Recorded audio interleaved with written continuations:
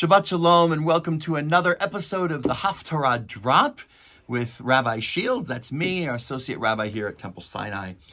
And this week's Haftarah is from Malachi, and it pairs nicely with Shabbat Toldot.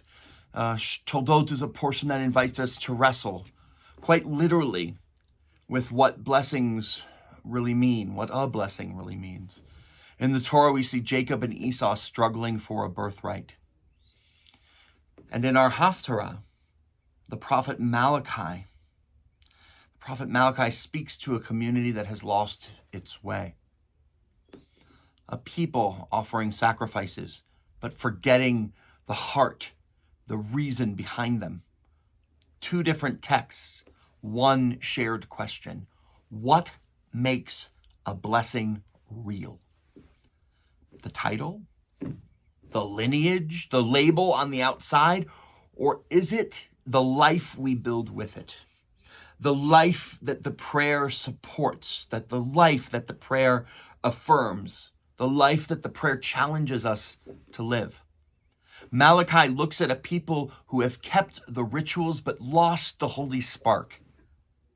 He says, you're going through the motions. Your worship has become stale. Your offerings are second best. Your commitment has drifted into habit.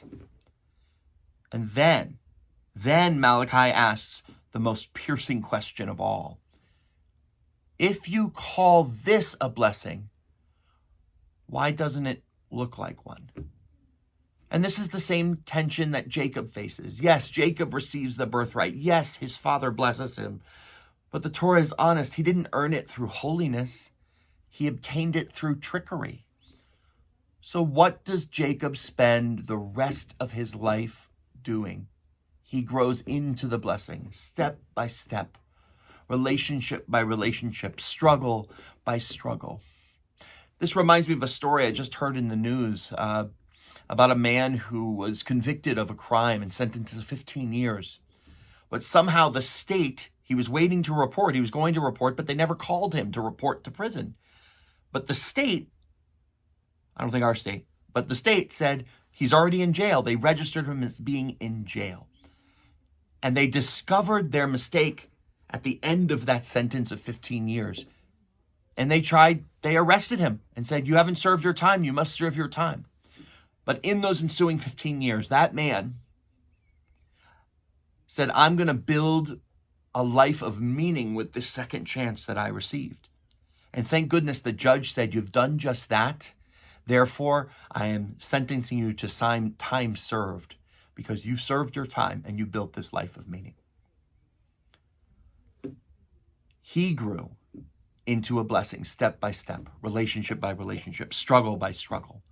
You may inherit a blessing, but living it is a life's work.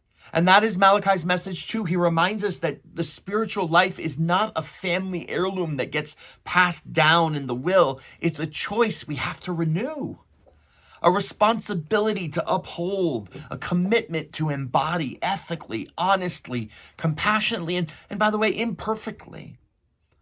And Judaism has always insisted on this. Lineage doesn't equal holiness. Our choices do. Blessing without integrity becomes entitlement. Blessing with purpose becomes legacy. Malachi's trying to wake us up. He says when faith gets stale, wake it up. When blessing becomes a label, look for the meaning beneath it. When you inherit something sacred, treat it like it's sacred. That's the message of Malachi. And his call echoes through the centuries, straight into our community today. At Temple Sinai, we are the inheritors of something remarkable. Decades of prayer, learning, justice, music, love, community. But none of that stays alive because it was handed down. It stays alive because we choose to live it. We choose to live it forward. We choose generosity. We choose presence. We choose courage. We choose Jewish life. Not because it's easy. God, we know it's not easy, but because it's meaningful. Every single one of us, every adult, every teenager, every child has a part in shaping what this blessing becomes next. That's why Malachi ends with a vision of priests, of the teachers, of the spiritual guides who uphold Torah with truth and integrity. He says their lips should preserve knowledge, and they should turn many back from iniquity. In other words, leaders don't just inherit a role. They grow into it by helping others grow too. And that's us together. That's us together.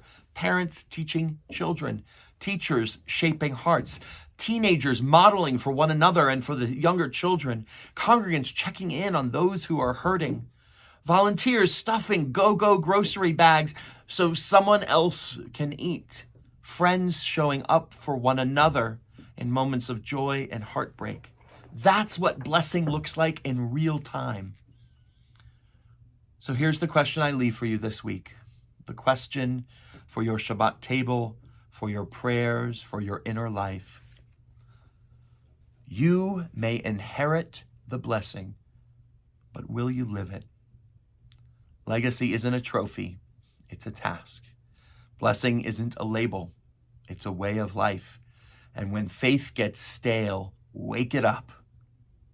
May this Shabbat give you the courage to claim your blessings with humility, to live them with integrity, and share them with generosity. Shabbat Shalom, Temple Sinai. I'm grateful to walk this journey with you.